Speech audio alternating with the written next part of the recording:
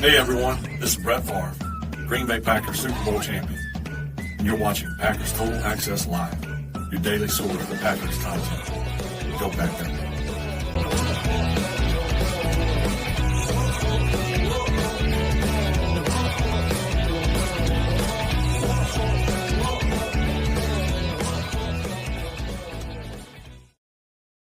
What's up, guys? Welcome into Packers Total Access. My name is Clayton. You can check us out on packernet.com. Find me on Twitter at Packers_access. Flying solo as of the moment. Jacob should be joining us here shortly if everything goes as planned. I know we got a busy evening here at our homestead, so hopefully we can get you guys a full, at least a minimum of a 40-minute episode here before we have to cut out.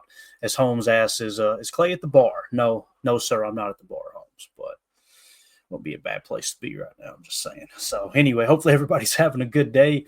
I know the weather was beautiful down here in Tennessee. It seems like spring is starting to break loose. I'm going to be in the 70s a lot next week as well. So we're off and running. Emilio's still obviously at the beach, living in paradise, sending us pictures, making everybody mad. And so here we are. Tim is still battling the symptoms. Get well soon there, buddy. Hopefully you get to feeling better by tomorrow. I know he hates missing out on the show, but at least he says he does. I don't know. He's probably like me. Just rather skip every now and again. But anyway, appreciate everybody swinging through the chat. We've got Greg in here. Let's see. We've got Clint. We've got the whole gang. Blake. A couple of new names in here. PJB, good to see you, buddy. We got Josh Martin. Chris the Casual in the house. Far too many to mention them all. Bates. Mr. Larry. Aaron. Timothy. I'm saying that correctly. Mountain Man Pack, good to see everybody. Let's just jump into what we wanted to talk about this evening. Nate Hobbs, I don't know how you guys feel about this, man. He's either going to be like a leader of the team, a spark plug type player, or he's going to end up being one of those dudes that just talks too much and he didn't amount to anything because he is on fire with the sound bites coming in. Obviously, you've probably seen the videos of him, on Lambeau Field, just sending kind of a introductory, I guess you could say, message to the Packer fans. Really excited to see what he does, man. But here he was the other day in front of the media. A little bit of language here. You got kids in the room, ear muffled. If you're riding in the car, go ahead and take it off Bluetooth for a second. It just lasts about 12 seconds. But I thought this was a really cool response to the question. Team needs me to do. I'm a dog, so I'm gonna step wherever I step. If I step at nickel, I step at corner. If they need me to play safety, guy, damn it, I'll play safety. So obviously he was asked the question of where he might fit in, and his response was, "Look, man, they want me to play corner, I'll play corner. They want me to play slot, I'll play slot. They want me to play safety, then damn it, I'll play safety." And I know it's hard to hear that. I apologize. We have the volume cranked as high as we could. Nate Hobbs is one of those players that, again, I think he's going to come in and he's going to have a fire lit under him. I don't think he's going to rest on his laurels with that contract that he got because it was a decent contract. Let's be honest. It wasn't like a vet minimum or anything. It was starter money contract, right? Not necessarily top 5 or top 10 corner money, but I think the contract they laid out was kind of like, hey, look, here you go, man. Here's an opportunity to solidify yourself as one of the starting corners on this team. I don't think there'll be any scenario where he's not a starter. I think he'll be on the field in the base defense, and whether he plays nickel whether he plays slot in the nickel defense or not will remain to be seen. But I'm really excited to see what Nate Hobbs can do on this team, and he plays very aggressive. That's the big thing that sticks out to me. As like Greg Rice says, Hobbs is a willing tackler. Sounds like a great teammate too. Completely agree. And Clint here says he liked the interview as well.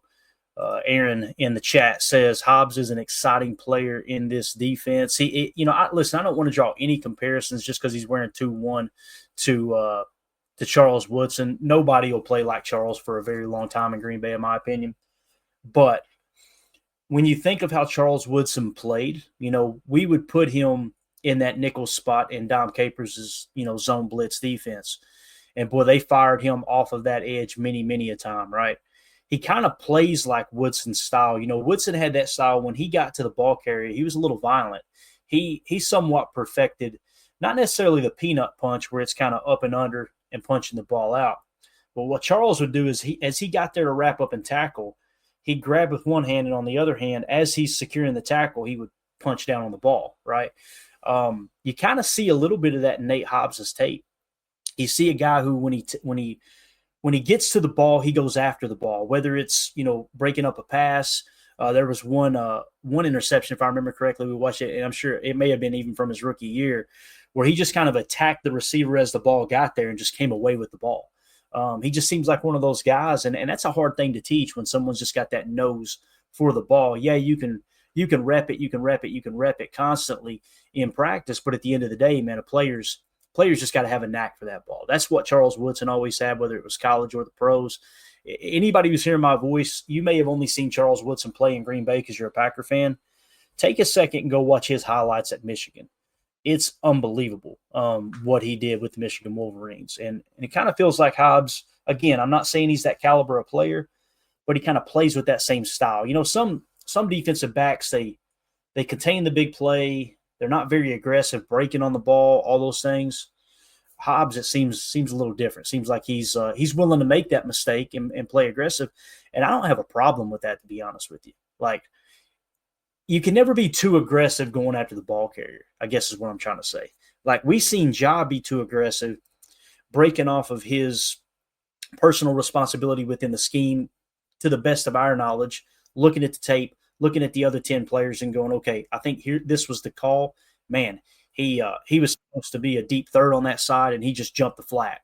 Like, little things like that he was a little more aggressive with, but he wasn't as aggressive tackling the ball carrier. Nate Hobbs seems like he's going to be aggressive tackling the ball carrier. There's no doubt about it. So I'm really excited about him. Drew D, it's funny, Drew, isn't it? Like, when we signed Nate Hobbs, it was kind of like, man, that's a lot of money for a person I've never heard of. And then the more you dig into the tape, the more you dig into, okay, he had an excellent rookie year. All of those things compiled the RAS. As Drew says, Nate Hobbs feels like he should have cost us more. And that's where it kind of feels like it's either going to be a boom or a bust with him. You know what I'm saying? So we got Jacob joining us now, man, fresh off the grind today. How you doing, Bob? I'm doing all right. You guys talking a little Nate Hobbs? Yeah, man, just talking about his play style a little bit. And I played a clip of him in the locker room. I don't know if you've seen it or not, where he was asked, maybe – I didn't see the exact question, but Matt Schneiden posted the video. He answered the question as if it may have been something along the lines of, where do you fit in this defense? He said, I'll play slot. I'll play corner. He said, GD, if they want to put me at safety, I'll play safety. Like, he seems like one of those dudes that's excited to get on the football field. And it was really cool seeing his reaction to walking on Lambeau Field the first time. I always love those type of videos. But how you feeling about it, man? As the smoke's kind of settling here, Jacob, is Nate Hobbs growing on you, or are you still pretty skeptical about that side? I'm actually very comfortable with the signing now, especially when you look at the guaranteed money. I think that was a good exercise that we actually did, where you actually looked. I mean, there's always this shocking kind of headline of, hey, you got 4 years, 77 per, or whatever that is. You know what I mean? Like, you kind of focus on the wrong number. We've always learned that, especially with Goody contracts, especially with Packers contracts, just wait. Like you just said, let the dust settle, see if it's front end loaded, if it's back end loaded, if there's voidable years, if there's all this kind of stuff. I think that specifically with with Nate, or I'm sorry, with Hobbs, that he does seem to fit. Whether or not it's going to work out is obviously going to be seen. But as far as all the intangibles, I think that he meets every single thing we look for, as far as being a locker room guy, as far as being a plug and play guy, as far as being like a guy that can be versatile. I mean, what more could you ask for? I think so. Yeah, definitely. Fred McFarley says, Rusty. That's right. We got Rusty Hurtson in the house here. Andy Monday says, I don't think the Las Vegas Raiders have a very high team expectation. Get a talented guy like Hobbs and expect great play and get great play. Man, there's really something to that. And I know people kind of scoff at this idea, but I was told by a business leader several years ago that you almost never get what you deserve, but you almost always get what you expect. And there's a lot of truth to that. And I know people think, there's a good portion of public that when you say, yes, speak what you want, speak it into existence. Aaron Rodgers used to talk about it, and everybody laughing. What a kook. I'm telling you, boys, it's a real thing. Whether you're a Christian like me or a non-believer, it's a law that's sown into the earth, man. You ever heard, what goes around comes around? You get what you expect, that type of thing. I'm telling you, man, when you lay it out there and you speak it into existence, when you say it, you begin to believe it. And when you begin to believe something, your daily actions change and you create what we call good habits. And all of a sudden you look up and you're consistently doing things that you should be doing to obtain the goal that you spoke into existence. I'm telling you, it's a real thing. What do you call that? Manifestation? Yeah. And, it's hilarious too, because the people who say, oh, that's silly, typically their life's miserable and they're in the gutter all the time and they're constantly complaining. They're blah, blah, blah, blah. You say something like that to a successful person, whether it's in business or a successful marriage or whatever it might be, they'll go, it's true. It's just amazing how that works. So that's why it's important to check the fruit on the tree before taking advice from people. And the other thing, you're the sum total of the five people you hang out with the most, right? You spend the most time with. Look at the 5 people that you talk to the most, and I just about guarantee you your life is kind of right there in that ballpark of how they live. And it doesn't mean you turn your back on your friends, but I'm just telling you, you surround yourself with successful people and positive, like-minded people that actually give a rip about other people. It's amazing how things fall into place. And I kind of feel like that's the type of aura that Nate Hobbs is putting off. I'm excited about it. And again, I don't think it's going to be anything in between. He's either going to be, man, that was a damn good pickup, or yeah, that just didn't work out, boys. Let's cut bait here in a couple of years. I don't think it's going to be nothing in between. So Greg Rice says, great DBs have a memory of a goldfish. I don't know if you get beat occasionally. I think he's saying, I don't know if you get beat occasionally. Play aggressive, good things will happen. I've always heard that too, and I'll tell you somebody who had a short memory is Jair. Jair would blow a coverage and give up a 60-yard touchdown, and then the very next drive break up a pass, and he's fired up. Like you could tell he did not give a rip.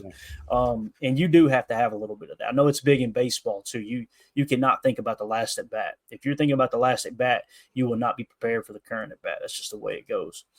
Ron Samble, last year the Locked On Raiders guy said Jacobs would be exactly what he turned out to be. He just said the same positive things about Hobbs as long as he can stay healthy. That's exciting, Jake. That's really exciting. Yeah. I mean, I've heard nothing but Raiders fans being absolutely livid that they let this guy walk. Yep. I don't know about you, but I mean, like, I have not heard one single Raiders fan be like, good, we didn't need him, good riddance. It's all been like, he performed like he didn't get a chance, or he should have had more time, and he got bit by the injury bug. To me, what it feels like is, you remember when we let a few guys go in our career, the Micah Hydes, that type of thing? Mm-hmm. That's what it feels like. Like if you put yourself in the other fan base's shoes, this is what it feels like.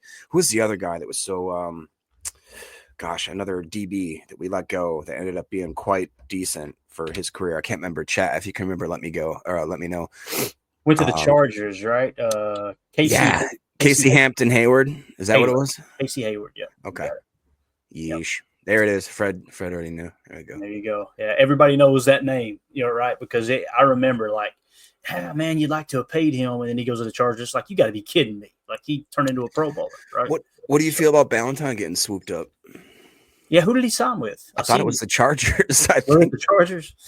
You guys know how I felt about Ballantyne last year. I felt like he should have gotten the nod over Eric Stokes, and even Carrington Ballantyne. Now, that did not surface at all.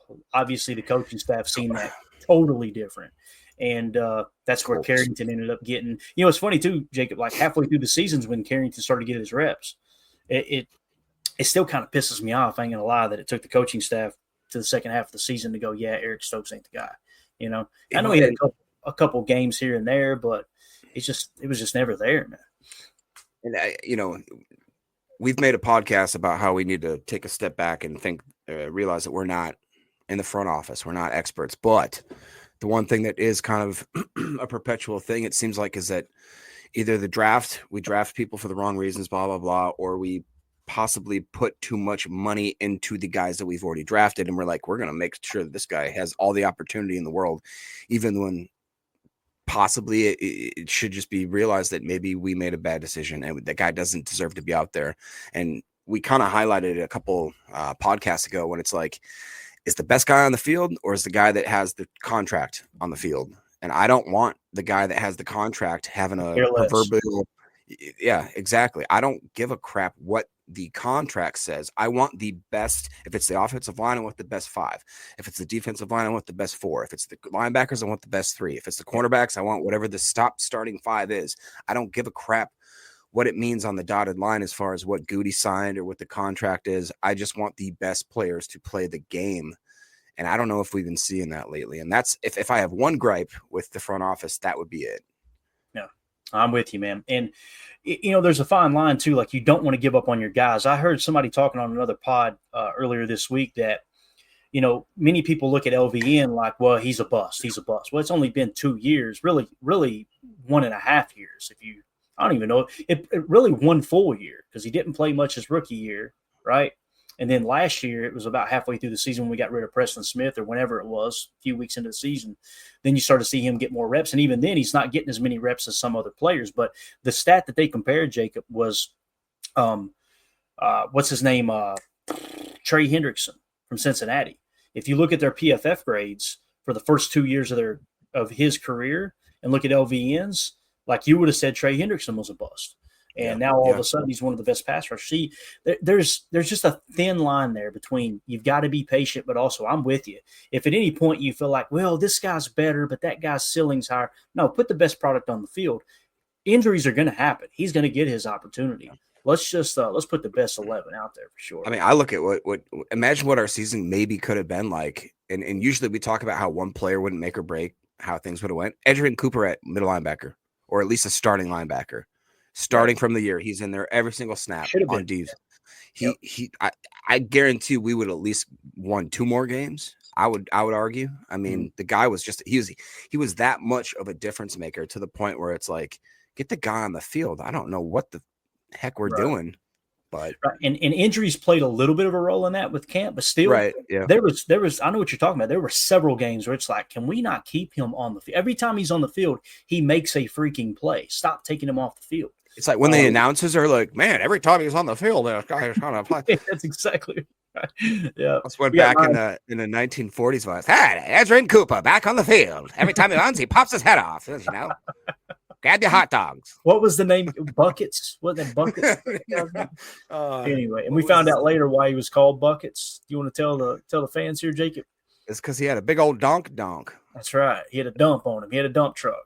Yeah. So there you go. Speaking of dump trucks, what's up, Brian Santo? He's like, all right, I'm never tuning in again, Clayton. Now, good to see you in, everybody. Appreciate you swinging through. Let's see here. The Bloody Swamp said, what about another vet corner, Chidobe Awuzie? I hope I'm saying that right. Just got released. He's 6 foot tall, 192 pounds, and he has a top 20 run defense grade, but coverage is off. But I feel he fits Hafley, and he's 29. Finna, I love how you said that. Finna turn 30 soon. We actually got his PFF right here ready to roll. Let's take a look at it real quick and just see if we'd be interested in this guy. Obviously, he just got cut. Probably not going to warrant a huge contract, right? So he's been in the league since 2017. Here are his PFF grades. I'm going to drop this down, Bloody Swamp. Appreciate the comment there, pal. So 27, starting in 2017, 78, 63, 72, 52, 75, 69, 62, 64. Jacob, that don't look too bad, to be honest with you, man. You know what I mean? Like, the 52 looks bad, don't get me wrong, but the big thing for me is like you got a ceiling of 78, and the majority of the time you're averaging out to the low 70s, upper 60s. Maybe that might be a decent vet signing, seeing that we still got a couple of roster spots for corners, even with Ja on this roster. You know what I'm saying? Yeah, I mean, even look at if you were to say like, hey, his last 2 years he fell off, quote unquote. That's a pretty good tackling grade. That's a real good run defense grade this last year. You know what I mean? I mean, it was shocking. I don't know about you, Clay, but last year when I watched the Packers defense and I watching them actually be able to stop the run in spells was just like, I don't even know what I'm watching right now. I'm like, what is my cat doing? All right. Well, and I was shocked. I mean, there were certain times where I'm like, oh, they're going to get the first down. It's 3rd and 3. It's a gimme, and you watch them kind of, and that's again, one thing I will say is that like, I didn't understand the TJ Slayton hate. I've always loved the guy a lot. Like, I feel like he had his best year last year, and a lot of people say that he had his worst year last year, but it's whatever. That's an outright lie.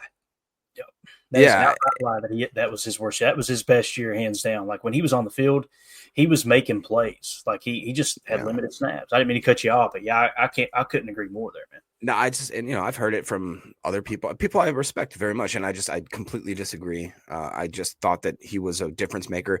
Didn't he go off and he just got a contract, right? He got signed. I want to say $7.5 million, I believe. I believe that's correct. I thought it was 15 over 2. So yeah, anyways, if this guy could come in and be one of those, I mean, geez, look at that run defense grade. It's fluctuated a little bit, but it's pretty consistently in the high 70s, and you peak into the 80s quite a bit. Tackle grade as well. And hell, even that coverage grade every now and then he comes on dipping in there. So it's like, all right, I see you. And he's not the oldest guy in the league. So right. I'd be cool with taking a little shot. You could get him to next to nothing for a year or two, Yeah. And I will say this, man, like if you remove his worst year of 2020, right? And we all know everybody was all the heck in 2020. My gosh. Yep. Like everything going on. You remove that grade, you look at that and go, that's a pretty solid player. Yeah. That 52 is the only thing that makes it look so bad, really. Josh Martin with the super chat. Appreciate you, pal. He said, some people hate Goot signings. Brandon Beane signed 2 players that are suspended 6 games for PED. I don't mean to laugh there. The worst part is he knew one was suspended before signing him. Imagine the fans' reaction if Goot did it. That's a great point, Josh. Could you imagine, Jacob, if Goody signed a couple players and they had a 6-game suspension? Oh, my God. He would get raked over the freaking coals. We know he would. So I completely agree with that, Josh. Appreciate the super chat, pal. And I did see that kind of come down the wire, and Brandon Beane was like, yeah, I know. I'm like, boy, he's hanging them out there. He ain't playing no games. So thank you for the super chat. Two-Tone said that's the politics. They don't want first-round picks not playing at all. It looks bad on Goody. That's a great point. And listen, as a general manager, I can understand that. You know what I'm saying? Like, your scouting staff put all this time and all this energy into drafting this class, and you said that's our top choice. That's the dude we want. And then he struggles for a few games and he doesn't get to play. I can see how you'd be like, look, you got to let him play through it. So that's all I'm saying. I understand both sides of the argument, but when you get someone like Savage, that's where I agree with you, Two-Tone. Like, bro, Savage should not have been on the field. I believe Savage went over to Jacksonville, I think it was, and he is booty cheeks there too. Right, I mean, just bad. real bad. And that's where I got to push back a little bit on what SDM40 says here. He said, just think of the mindset the players must have had under Barry's play not to lose mentality. Joe Barry did not have a play not to lose mentality. That's what drunken podcasters ran about when they're pissed off that the defense didn't make a play. And let me just make a quick point here.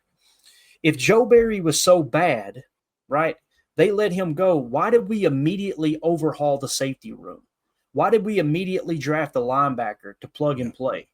You understand what I'm saying? Like, you can't have it both ways. You can't say Joe Barry's bad at his job, and then all of a sudden Jeff Hafley has a top 10 defense, which Joe Barry was hovering around the 12 to 15 spot before you sign Xavier McKinney, before you draft Evan Williams, before you draft Edgerrin Cooper. If you remove those 3 players and you put the players that we had, if you bring back, let me put it this way, Darnell Savage, Jonathan Owens, and Devondre Campbell back in the lineup, Jeff Hafley is not going to have the same results he did last year.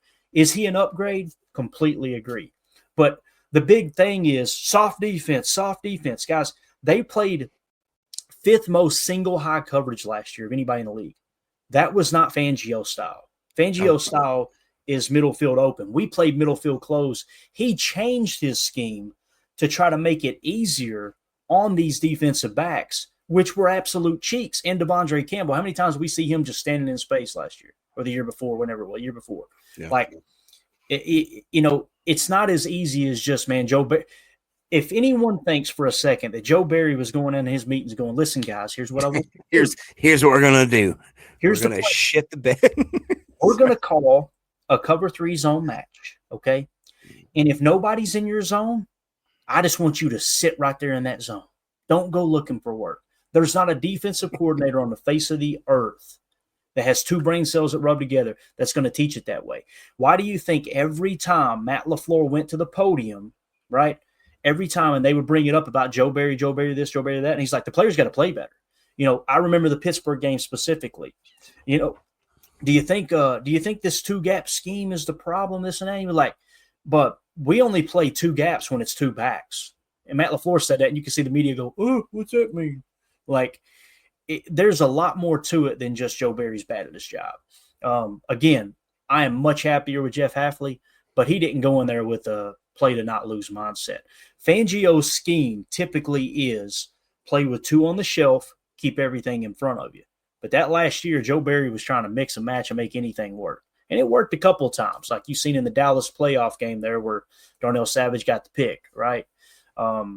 It's a lot deeper than that. It's just like how you're hindered. Like last year, we were somewhat hindered with Jeff Hafley's first year in the scheme, right? Like him implementing his scheme. That's why with the pass rush, most of the time it only felt like there was three rushers because there were only three rushers because you have one touch spine occupying a double team and three guys really going after the quarterback. You started trying to sugar and try to manufacture a pass rush while still dropping 7 into coverage, all those things. I'll tell you one thing we did not call out that, to the best of my knowledge, one time last year, Jacob, was cover 9. We called out a ton of cover 6, a ton of cover 2 in Tampa 2, and a bunch of cover 3, right? Cover 9, and let me explain what cover 9 is as opposed to cover 6. When let's say you come out in your nickel 4-2-5 because they're in 11 personnel and they got a 3 wide receiver set. A cover 6 call is on the strong side. So let's say they come out in a trips or a tray set where you got a tight end and 2 wide receivers or 3 wide receivers on one side of the field, and you might be going nub left. The point is 3 targets on one side of the field. In a cover 6, what a cover 6 is half the field's cover 2, half the field's cover 4. The cover 4 side in a cover 6 defense is on the trips or tray side. Well, with the cover 9, what teams typically start to do is they go, okay, when we show trips and tray, they like to go to a cover 6. Let's attack the cover 2 side, whether it's pre-snap motion or let's run a drive concept across that side of the field and open things up over the middle. They're going to be light-handed if the protection holds up, which it did last year because we didn't have the best pass rush, right? He couldn't call cover 9 last year. Well, now you've got all of these veterans coming back, and everybody's got 1 year in the system. I guarantee you, mark my words, every offseason there's something that we talk about that ends up happening. Last year we talked in the offseason about pistol. Guess what happened? Pistol started to become unveiled in Green Bay again. So look for cover 9 next year. Here's what cover 9 is. Cover 6 is a half 2, half 4, what we call, whatever you can call it, double quarter, or you can just call it, a cover 6. Instead of having the quarters on the trips or tray side, what they do is it's somewhat of a sugar. They'll play the cover 2 on that side and bend the cover 4 to the weak side because teams will start to attack you that way. Watch that. That's going to happen this year. Just about guarantee it. It'll happen this year. And you're going to see when you go to cover 9 over cover 6, the numbers game doesn't show that you can play box and triangle that way, out of the Nick Saban playbook. But what will happen is you're going to catch those offenses will come out thinking it's cover 6, at least for the first quarter of the season. They'll drop back and go, what the hell just happened? And I'm telling you, we'll bait them right into a cover 9. It's coming. I can't wait till Chalk Talk because we will have multiple times next year where I'm calling cover 9. I would just about bet the farm on it. Well, I was actually going to ask, do you think that Hafley, we've talked about how certain coaches and certain, strategies take a while to implement. And do you think that Hafley going into another year where he's like, hey, man, I know what these guys can do. I know their capabilities. Maybe I can tweak my defensive scheme towards their highlighted kind of areas of expertise, if that makes sense, where he's like, I know I can use this guy in this way. I know I can use that guy in this way.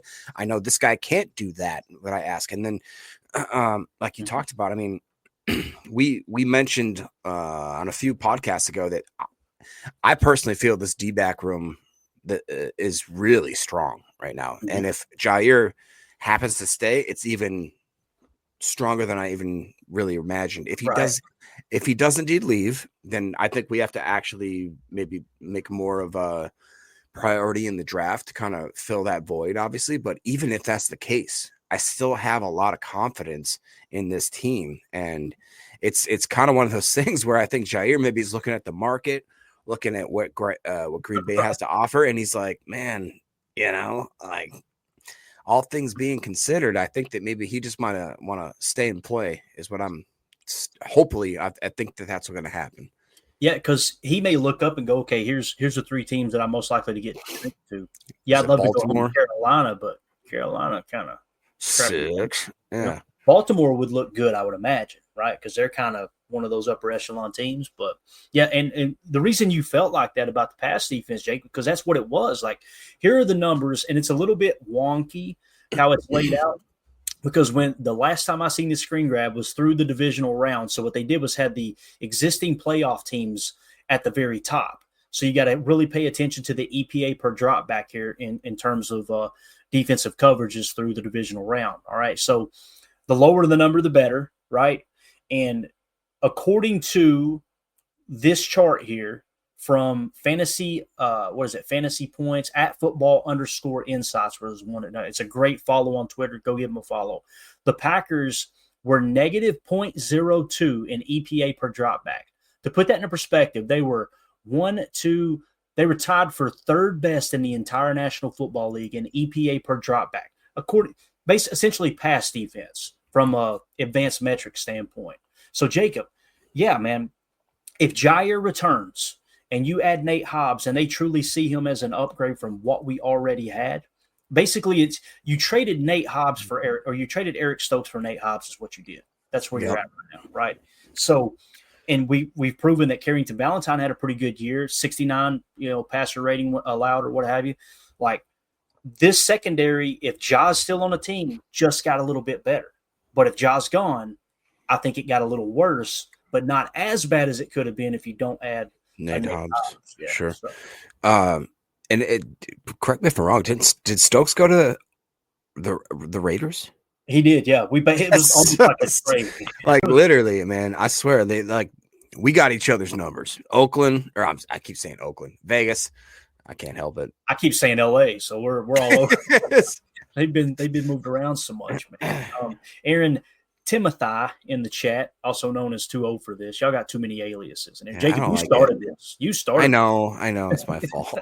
He said Zane Anderson's better than Savage, and Savage is real. That's a great point.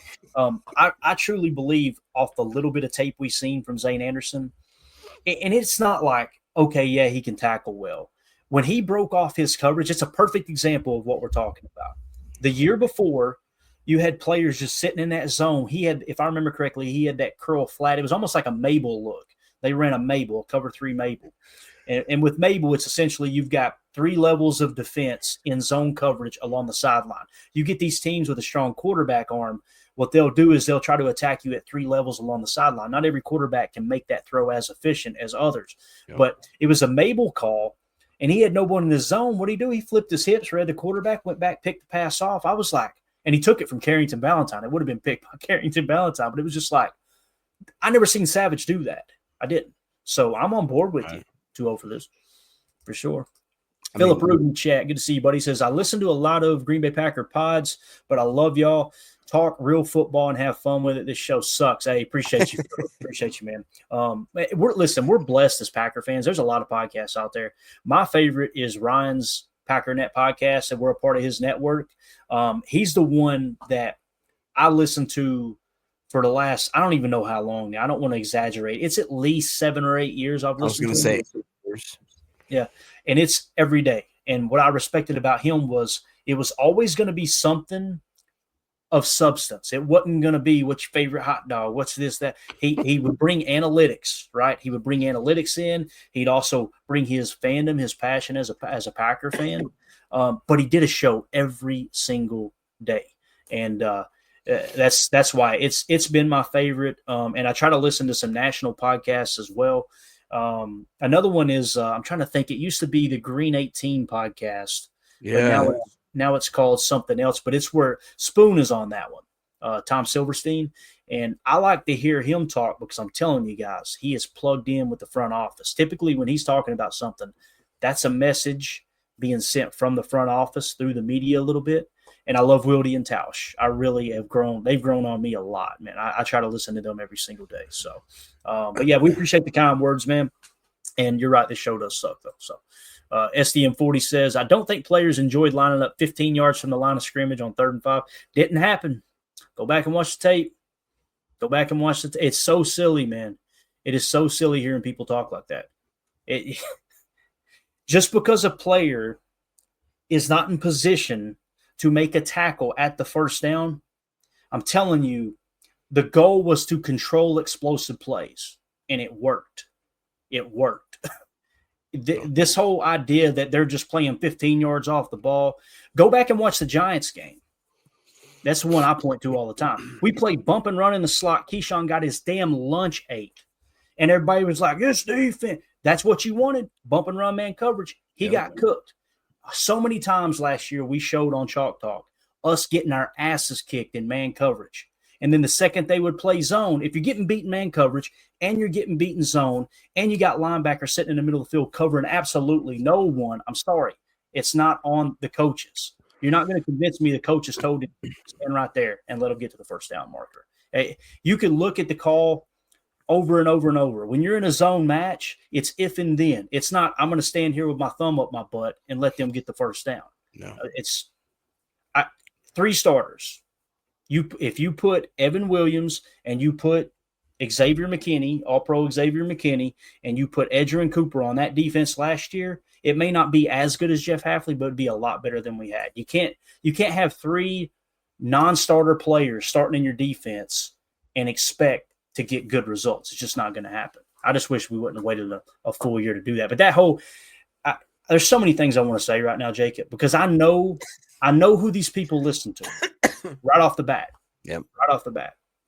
And we'll just leave it at that. Michael Redden says, what you say makes sense. You can see it on film. Playing not to lose is drive and play specific and applies to any coach.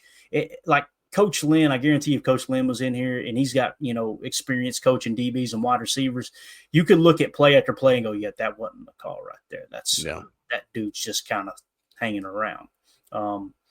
Aaron in the chat says Hafley's best quality is using a player's ability within the defense rather than bending players' abilities to fit. That's the big difference between Hafley, I think, and Joe Barry.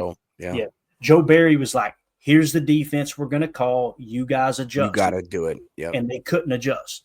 Hafley's like, that knucklehead ain't going to do that. Let's try to put him in a position to be more successful here. And it does take more work. I think that Jeff Hafley has a lot more work ethic than Joe Barry. There's no doubt about that. Yeah. Like you talked about, I think there's different. I've learned this being a manager of multiple different businesses. I used to run restaurants. Now I'm running gyms. It's like there's a difference between being a manager and being a leader.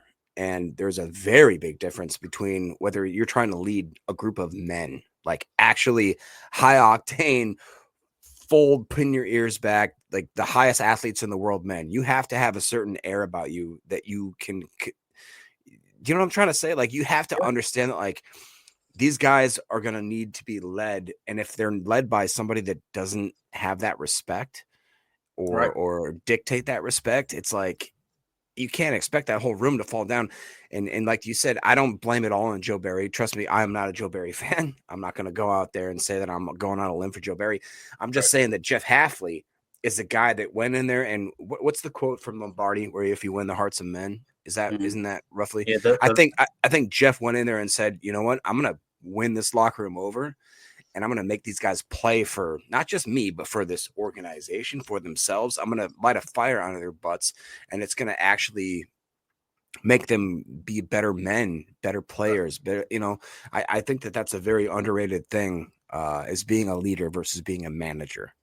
No, absolutely. And, as much as I hate the Detroit Lions, that's what Campbell was done. That literally was going to bring up Dan Campbell. And it's training camp talk that they had from Hard Knocks where he said, he was almost emotional. You got to trust me. You got to trust me. I wish we didn't have to do this. If we didn't have to do this, I wouldn't have you out here doing it. Like, you guys have got to trust me that this is going to get us where we need to be. And they bought in. Joe Barry didn't have that. Joe Barry was more of a, all right, guys, here's what we need to do. Let's get it done. You didn't do it that time, bud. Let's get quicker. Yep. Jeff Hafley, you can tell too, man, right off the bat, he came in and tried to win their hearts. And it's huge, man. People don't care what you know till they know that you care. If you're not going to invest the time into letting them know, hey, look, I'm truly trying to help you advance your career. I'm truly trying to help, what's best for you. Tell you another person who's real good at it that many people wanted fired was Rich Bisaccia. Rich Bisaccia, how many damn players are going to sign on this team and go, he's the reason I'm here? Man, I love Coach Rich. Love him. Like, It matters. It does freaking matter. His value is in the assistant Incalculable. That's like I've talked about this. Like PFF has a grade for your run blocking and for your pass blocking and for this. There is no like this dude makes the locker room work score. You know what I mean? If they had that, Bisaccia, I almost guarantee would be 100. Like he would be an elite person. We've seen it now with how many players where they're like, I don't care whether or not I play well or if I go to the right position. It's like this guy inspires me to be a better man. Like that's the kind of person that you want to find in your locker room. I think that's why.